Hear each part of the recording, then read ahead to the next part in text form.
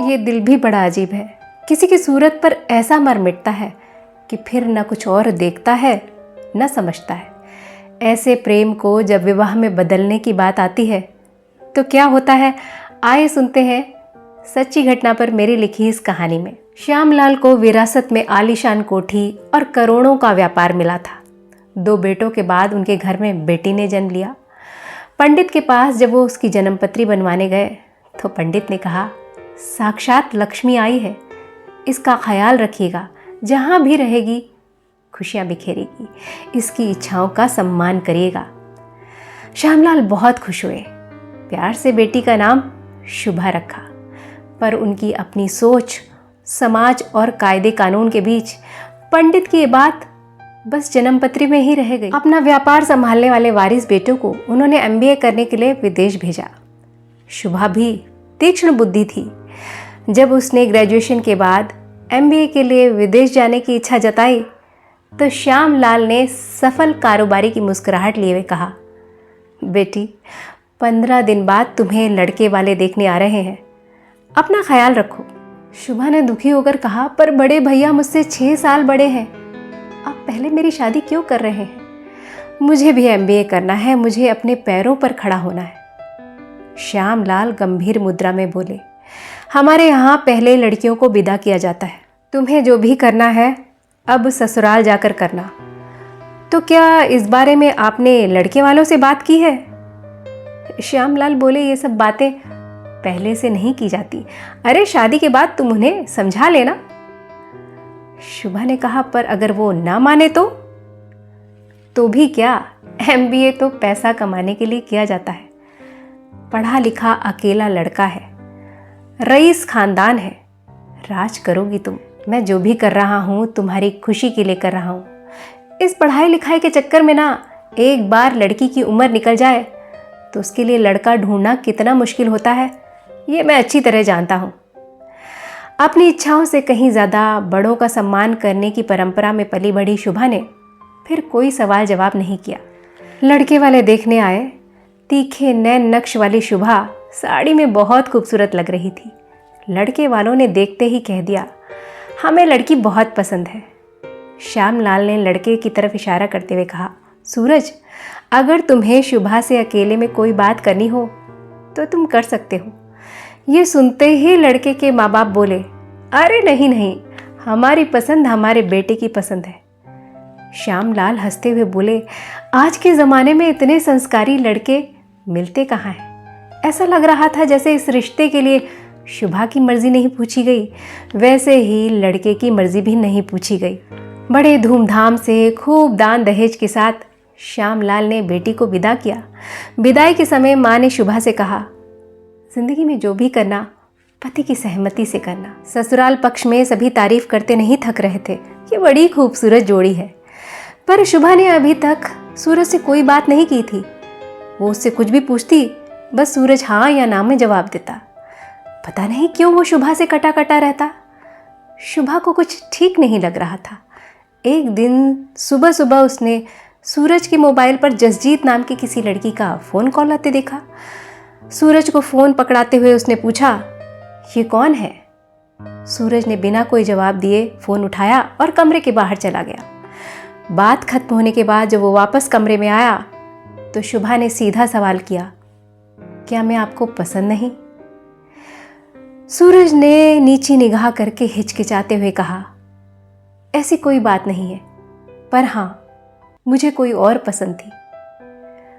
शुभा ने तीखे स्वर में कहा, तो फिर मुझसे शादी क्यों की?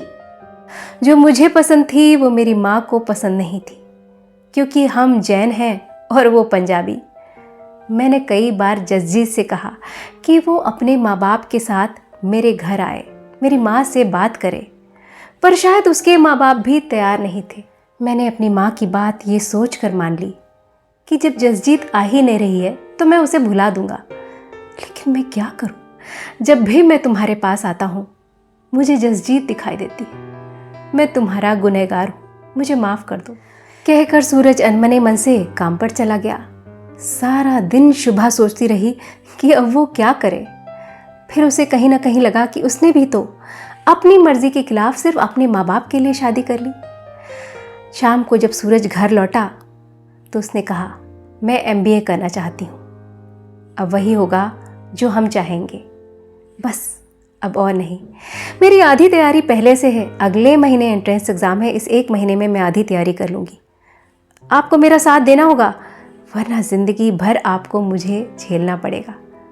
मैं वादा करती हूँ, मैं आपकी मदद आपको उससे मिलाने में भी करूँगी जिसके साथ आप जीना चाहते हैं।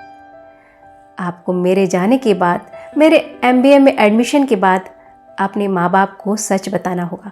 मुझे पता है अगर उनसे इजाज़त लूँगी तो मुझे कभी इजाज़त नहीं मिलेगी। सूरज ने मुस्कुराते हुए हामी भर दी।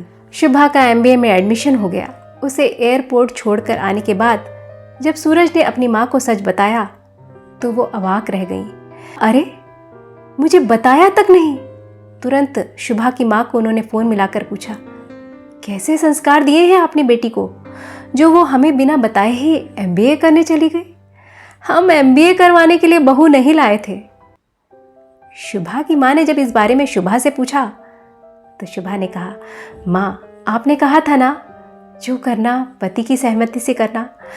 तो सूरज मेरे इस फैसले में मेरे साथ है। शुभा और सूरज फ़ोन पर एक मित्र की तरह कभी कभी बात करते थे। एक दिन शुभा ने सूरज से कहा, आप जसजीत के साथ कुछ समय बिताइए, एक दूसरे को समझने का प्रयास करिए। अगर प्यार सच्चा होता है ना तो अपने से बड़ों को मनाने की ताकत रखता है। और मेरी चिंता मत करिएगा, मुझे MBA करने के बाद नौकरी मिल जाएगी और मेरे लिए जो सही है वो भी मुझे मिल जाएगा। बड़ी अजीब बात है, जब तक शुभा साथ थी सूरज को जसजीत याद आती थी, लेकिन दूर जाने के बाद शुभा की समझदार बातें उसके दिलो दिमाग में ऐसी जगह बनाती जा रही थीं जिसमें इज्जत थी, सम्मान था। सूरज ने जसजीत से इस बारे में बात की और वो तुरंत तैयार हो गई। सूरज ने माँ बाप से कहा कि वह दोस्तों के साथ 1 हफ्ते के लिए घूमने जा रहा है। पहली बार जसजीत और सूरज इतने लंबे समय के लिए एक दूसरे के साथ थे। जहाँ सूरज को सुबह जल्दी उठकर वॉक पर जाने की आदत थी, वहीं जसजीत देर से सोती, देर से उठती।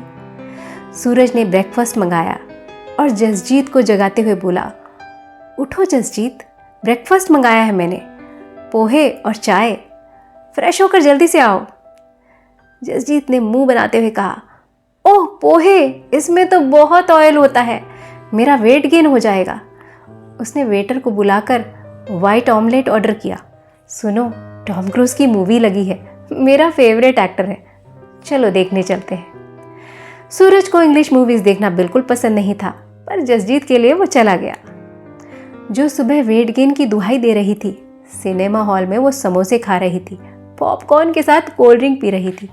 इन 7 दिनों में मनमानी करने वाले जसजीत की जगह शुभा का शांत और मुस्कुराता चेहरा बार बार सूरज की आंखों के सामने घूमने लगा। जो प्यार शारीरिक आकर्षण से बंधा था, इन 7 दिनों में ही जिंदगी की ज़रूरतों में बिखरता नजर आया। जसजीत की मनमानी उसकी खूबसूरती पर भारी हो गई और सूरज जसजीत को बोरिंग लगने लगा।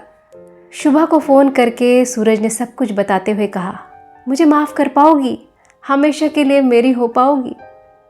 शुभा ने कहा, मैंने आपसे कहा था ना, जो मेरे लिए सही है वो मुझे मिल ही जाएगा, और लगता है मुझे मिल रहा है, पर अब आपको इंतज़ार करना पड़ेगा। मैं MBA पूरा करके 1 साल नौकरी करने के बाद ही लौटूंगी।